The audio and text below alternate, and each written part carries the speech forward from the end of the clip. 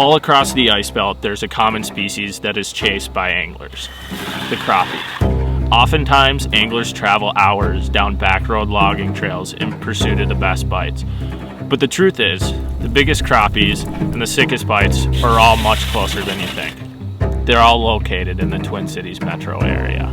In this series, we will be pursuing the biggest crappies caught on camera, all within a 60-mile radius of downtown Minneapolis. I myself am an average ice fisherman. That's why I've recruited two of the best ice fishermen in the Midwest, Matt Waldron and Adam Griffith, to help me on this endeavor. Our crew will aim to educate, entertain, and ultimately help you catch the biggest crappie in your life. Stay glued and stay tuned because we're on the hunt for megas. Welcome to the Crappie Chronicles.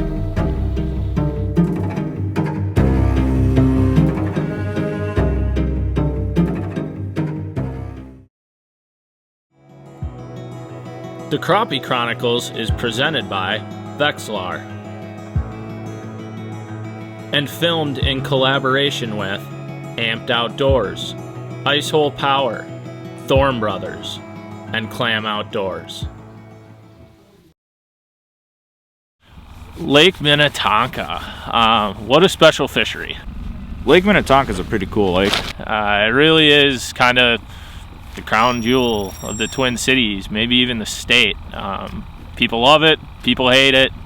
Everybody has an opinion about Lake Minnetonka. It's one of my favorite lakes, mainly because it is one of the most frustrating lakes you could potentially fish in the state, but it's also one of the most rewarding lakes that you can fish in the state. This lake is absolutely loaded with fish. There's more fish here than, maybe anywhere in the state. There are fish everywhere, and with that, there's 2-inchers, there's 10-inchers, there's a ton of 9 to 11-inchers, and they're freaks. You see 16 plus 17-inch fish come out of here every winter and spring, and it's I've caught a lot of 15 pluses out here. It's one of the healthiest ecosystems in the state of Minnesota by far.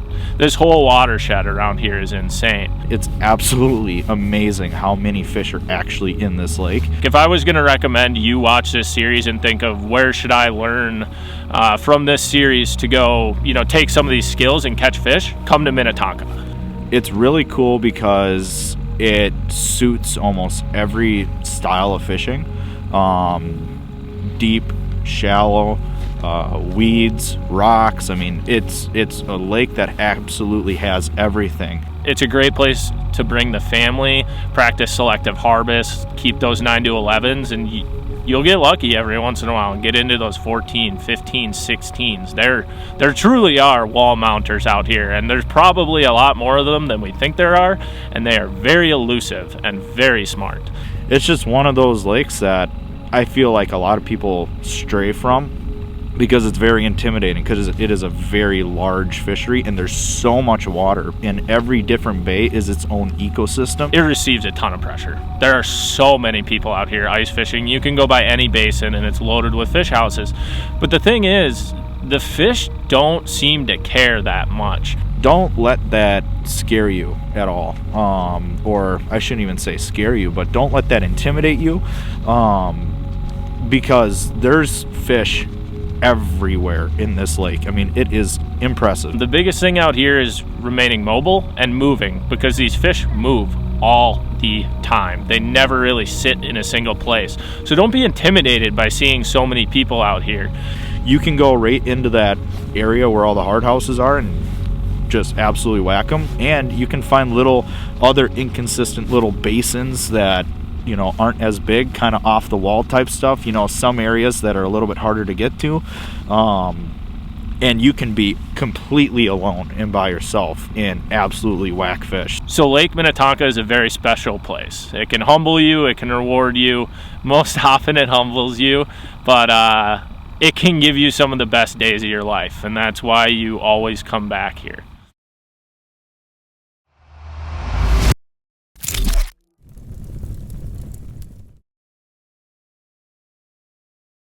Welcome back to another episode of the Crappie Chronicles. Today is Saturday, January 16th. I took a little bit of a 2-week hiatus. I had to go down to Alabama for a bass fishing tournament, which you'll see some content of eventually. But right now we're filming the Crappie Chronicles and we're back on the ice. As you can see, merch is starting to show up everywhere. People are ordering it. It's been awesome to see the support.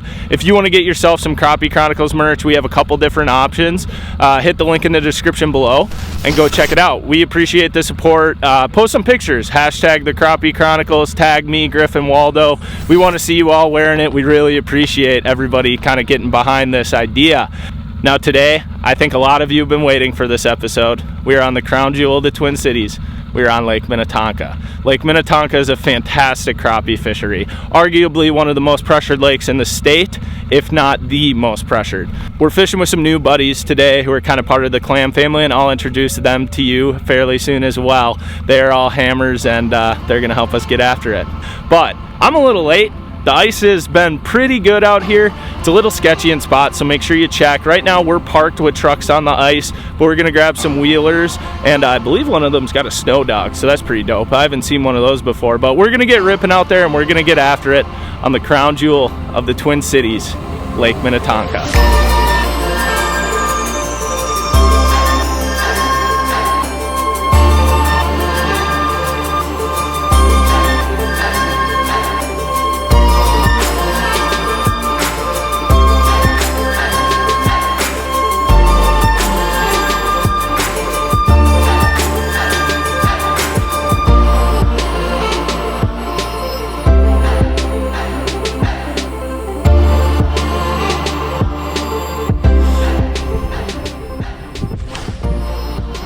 Crappie! Right species, wrong size. Oh, hi. You want to be famous? You want to be famous? Hi.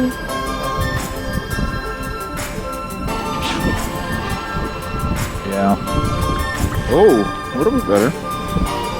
They're getting bigger.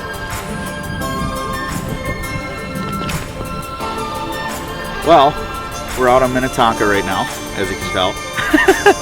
So we've got a pretty cool bite going on right now. There's a lot of people out on the ice, which is awesome to see. And we had kind of a weird weather front come in the last couple days. We were supposed to get like 5 to 8 inches of snow, and it ended up being like all rain almost. And so what we're fishing right now is we're fishing a basin, and I don't think I've ever seen this many fish loaded in a basin. We've got fish from the bottom in 30 foot all the way to 10 foot down. And what we're finding is that these larger crappies are sitting higher up in the school actually. And you should be able to duplicate this just about oh my gosh, just about anywhere on the lake. Sometimes you'll notice some of the bigger fish move up shallower and go into the weeds during the day. We spent some time up shallower right when we got out here just to see if we could find some good weed beds, and all we were seeing was a lot of little bluegills. And we came out to the basin and dropped down the Vexilar camera, and because there was tons of marks everywhere, and we found that the nice crappies are just mixed in with the bluegills, and hopefully we'll get a big one. But I think we're gonna catch a lot of 9 to 11 inch fish and hopefully get one of those over 12s to show you guys.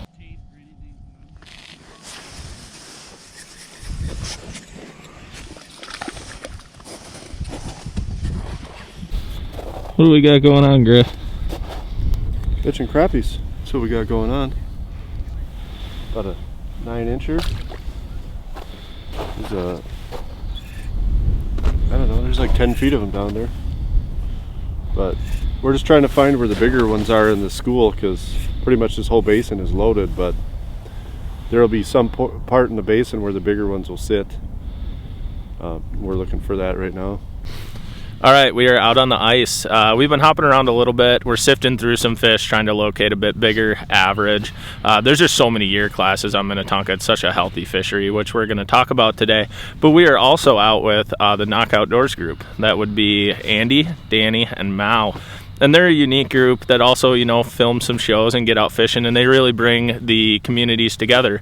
They really like to target, you know, the Hmong, Asian, interracial communities, and just show, you know, how we're all the same and can really fish together and just make one big community. So we're out with them targeting giant crappies on Lake Minnetonka, and we're gonna go introduce you to them because they're gonna catch some big fish today, so you'll see them on camera as well. All right, guys, well, my name is Danny Vu. So here today with Crappie Chronicles here, first time with them, and super excited. Been following the video since episode 1, and here we are. I think we're at maybe episode 8 that we're leading to, but super excited to fish with the group. And also our group here is also Team KnockOutDoors, and we're here with them, try to catch a big crappie with them, and hopefully we'll land a big one for you guys. Super excited, and hopefully we'll get some good footage for you guys. Yeah, we're on Minnetonka, so anything can happen out here. Yes, anything can happen, from littlest to the biggest. What's going on, guys? My name is Andy Choe with Team KnockOutDoors. I am a Clam Pro staff. We're out here with the Crappie Chronicles crew, trying to find some big fish out on Minnetonka today. So hopefully you guys will follow along and enjoy the show, and we'll bring you some quality content. Yeah, and what's cool about Minnetonka is we get to sift through so many fish, and you just got a chance at a giant, right? 100%, yeah, it's like a lottery, right? So you might catch 10 small guys, but you can also catch a monster. So that's the elusive, that's what we're going for, the elusive crappie out of Minnetonka today.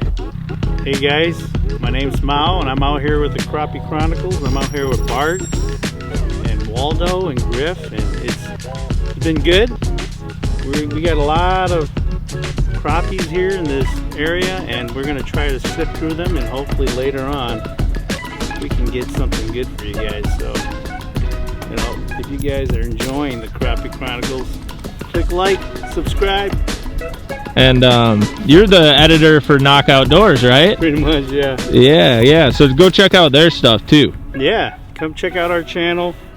And I'm trying to get some stuff out for you guys, but we're just so busy fishing. Yeah, and now you're out here with us. That's right. All right, let's get a giant, dude. All right, there goes, you guys. We've been here. Nice. Mr. Waldo wants to keep a couple good sized eaters here today, so we're gonna keep this one for dinner tonight. And we've been here, you know, we saw plenty of fish out here.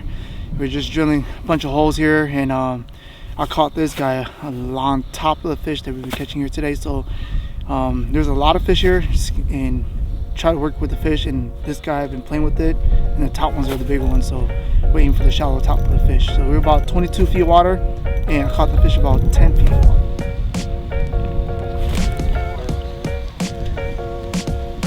Spanked it, little guy. Luckily there's a bunch of age classes. We just gotta weed through the little ones. This lake is so healthy with fish that they're, I mean, I would love to know the sheer number of fish in this lake, because it's got to be more fish in this lake than the whole entire state. I mean, the sheer number of bluegills and crappies and rock bass and largemouth and even smallmouth, they're getting better and better. What did I do here? I tell you what, I'm marking fish, but they do not seem to want to eat. Well, except this guy, he's definitely going to eat. Yep. Crappie! Not a bad one. Not a bad one at all. Kind of what we've been heard, what the guys have been catching all day. Shows Metro Specials. Waldo's got the food he's gonna eat, so I'm gonna chuck this one back. Keep looking for bigger ones.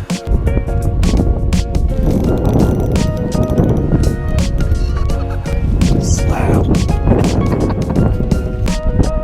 Check out that jig. Remember that fly jig that I was referring to? That's what it's all about.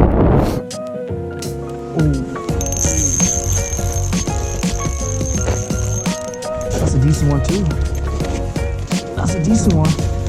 Look at that. This guy came out of nowhere. He just hammered it. Double. Oh, here it is. Show the camera. We're releasing the same hole. There it is, guys. Double it up. Yeah. Nice. unconventional fly jig, literally for fly fishing. There's a good crappie. There's a good one right there. That is a nice one. Pinhead minnow. Just drilled it. That will eat. That is a, that actually kind of is a merp fish almost. Merp. Merp, merp, merp, merp. You know, it's not too big, but we actually call these a merp. It looked like it ran into a brick wall, and its nose is just, it's gonna make a nice taco, I can tell you that. But I switched to a pinhead minnow. First drop, size class went up. So I'm thinking that using these bigger baits is gonna help single out some of these little bit larger fish, which I'm definitely okay with, because that means more fish tacos for me.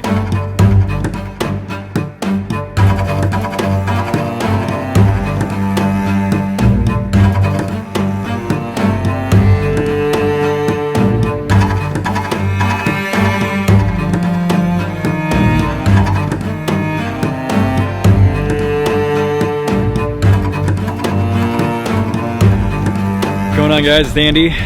The midday update is it was fast and furious when we got here in the early afternoon, and it's kind of slowed down a little bit, but we've been still landing fish as we moved around. That was the key, just moving around constantly. Drop your Vex in, mark fish, fish a spot, and then keep doing that same thing over and over again. The most success that I've had is for fishing about 18 to 20 feet. I've been kind of trying to stick to the midpoint and making the fish come to my jig versus bringing the jig down to the fish. So that's more of a reactionary bite versus kind of a sedentary bite. I don't know exactly what to call it, but that's what I'm calling it. So right now I would call it just a community hole where there's people everywhere, right? And the way to essentially get on fish is to move away from that population and drill holes around that. And the fish are smart because they've been hooked probably multiple times by now. So by moving away from the community, you can actually stay on fish much more stronger, I guess, so to speak.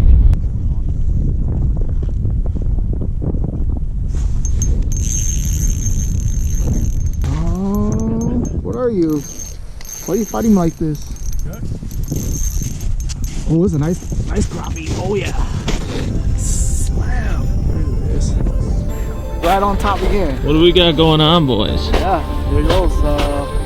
Jig on top, came out. Went a little bit shallower, trying to find these fish, and there she came out.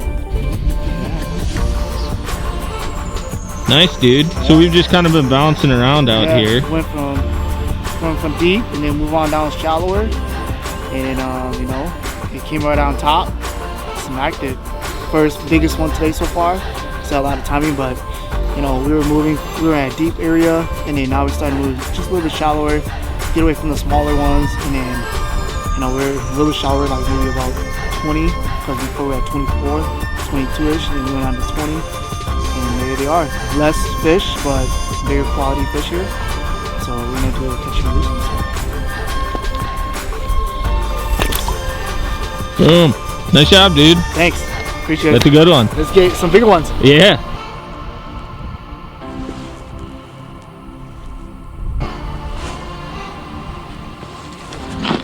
Ooh, big one. That's a good one. Nice Minnetonka crappie. There's so many of these fish in this lake too. You just got to weed through a lot of little ones to get there, but it's a great fish. And I caught it actually. Here, let's let this guy go.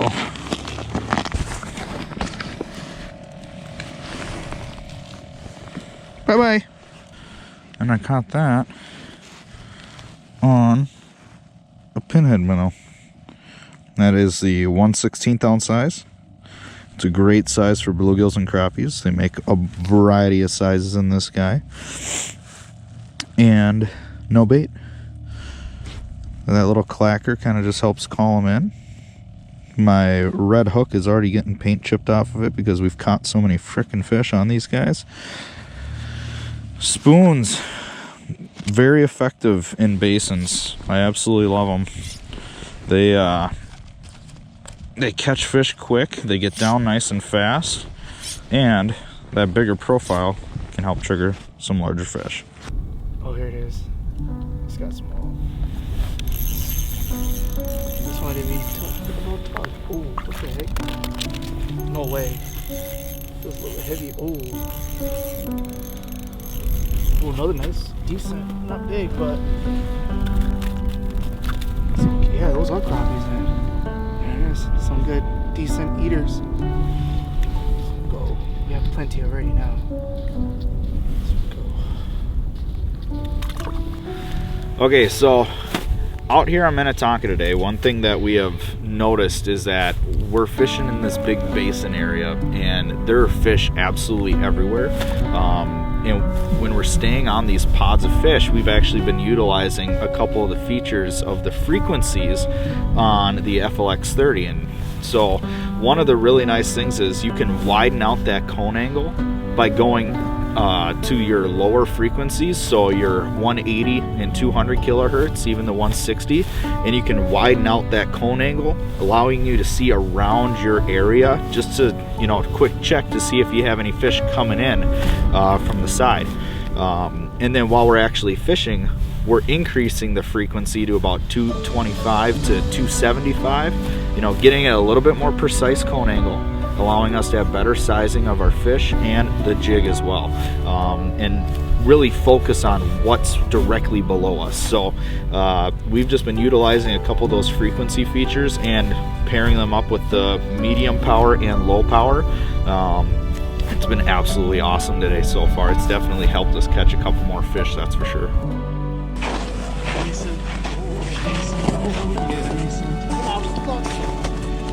All right, what just happened? It came on top, and you know, 10 feet of water, and I kind of like dead sticked it. It slowly came up. I did not move, and all of a sudden it just got hard, and then there she is. Love it. That's awesome. Yeah, we've just been having some bigger fish move in on top. You guys have been absolutely killing it. That's a good one though. That thing's got some girth to it too. Look at that. That's got some shoulders to her. Pretty thick. Yeah, nice job, bud. That's awesome. All right, let's get her back. Yeah, there he goes. Very nice.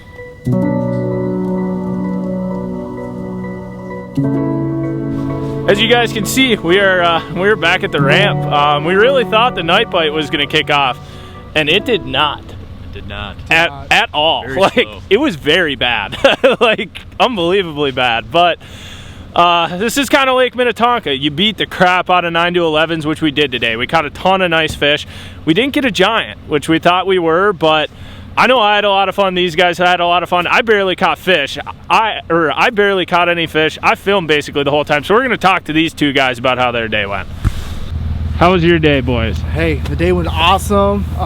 Like I say, we didn't catch anything huge or anything, but it was a great crappie fishery. We got some good, decent fish that you bring home and be harvesting all those good eaters, and we could take it home for dinner. But then again, we tried. It's Minnetonka, it's local, and the weather was kind of crazy today. We had snow falling, we had the wind condition in all different ways, and we had people out here too.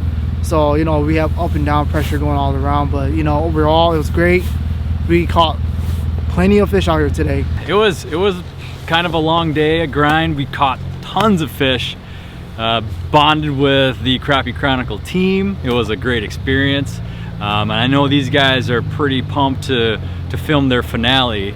So wink wink, that's coming. And then, you know, I thought the experience was pretty cool. Like-minded individuals that just like to set the hook, and you know, I had a great time.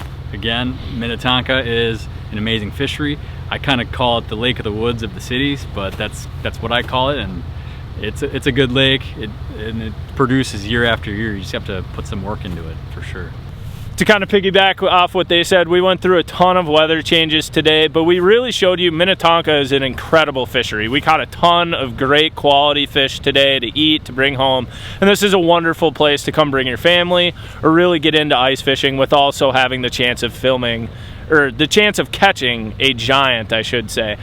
But what I'm thinking of is, like Andy mentioned, I'm psyched for tomorrow. We're filming the finale. We're going to go swing for the fences, and we're going to try to show you one of the biggest crappies caught on film ever in the Twin Cities. So please stay tuned, like and subscribe. You need to watch this finale. It's going to be epic. Make sure you go check these guys out. They're hammers, and we appreciate them coming out with us. But I guess that's all we got left, and we are on to the next one.